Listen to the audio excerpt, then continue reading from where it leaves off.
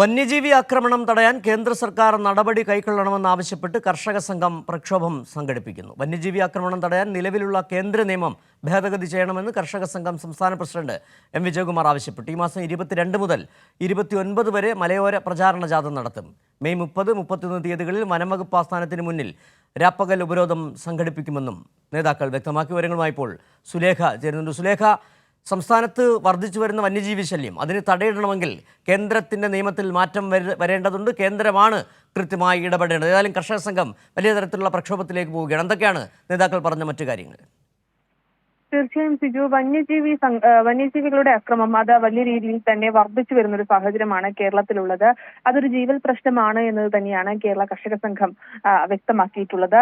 എന്തായാലും ഇത്തരത്തിൽ കേന്ദ്ര വനം വന്യജീവി നിയമം ഭേദഗതി ചെയ്യുക, ഒപ്പം ജനവാസ മേഖലയിൽ ഇറങ്ങുന്ന അക്രമകാരികളായ വന്യജീവികളെ കൊല്ലാൻ അനുവദിക്കുക, നാട്ടിൽ ഇറങ്ങിയിട്ട് വെടിവെച്ച് കൊല്ലപ്പെടുന്ന കാട്ടുപന്നിയുടെ മാംസം ജനങ്ങൾക്ക് ഉപയുക്തമാക്കുക, മനുഷ്യ ജീവഹാനി സംഭവിച്ചാൽ നൽകുന്ന നഷ്ടപരിഹാര തുക വർദ്ധിപ്പിക്കുക, ഒപ്പം വന്യമൃഗങ്ങൾ കൃഷി നഷ്ടപരിഹാര തുക വർദ്ധിപ്പിക്കുക തുടങ്ങിയ ആവശ്യങ്ങൾ ഉന്നയിച്ചാണ് കർഷക സംഘം ഇത്തരത്തിൽ ഫോറസ്റ്റ് ഹെഡ്ക്വാർട്ടേഴ്സിന് മുന്നിൽ രാപ്പകൽ സമരത്തിന് ഒരുങ്ങുന്നത്. മെയ് മാസം 30, 31 തീയതികളിൽ ആണ് ഇത്തരത്തിൽ രാപ്പകൽ സമരം കർഷക സംഘത്തിന്റെ നേതൃത്വത്തിൽ നടക്കുന്നത്. അതിനൊപ്പം ഇതിന്റെ പ്രചരണ പരിപാടിയായി കാസർഗോഡ് മുതൽ തിരുവനന്തപുരം വരെയും മലയോര പ്രചരണ ജാഥകൾ നടത്തും. ഇത്തരത്തിൽ വലിയ രീതിയിൽ തന്നെ ഈ വന്യജീവി ആക്രമണവുമായി ബന്ധപ്പെട്ട ഒരു ഇടപെടൽ കർഷക സംഘത്തിന്റെ ഭാഗത്തു നിന്നുണ്ടാകുന്നുണ്ട്. നേരത്തെ സൂചിപ്പിച്ചതുപോലെ തന്നെ ഈ വന്യജീവി ആക്രമണം അത് ജീവൽ പ്രശ്നമാണ് എന്നത് തന്നെയാണ് കർഷക സംഘം കാണുന്നത്.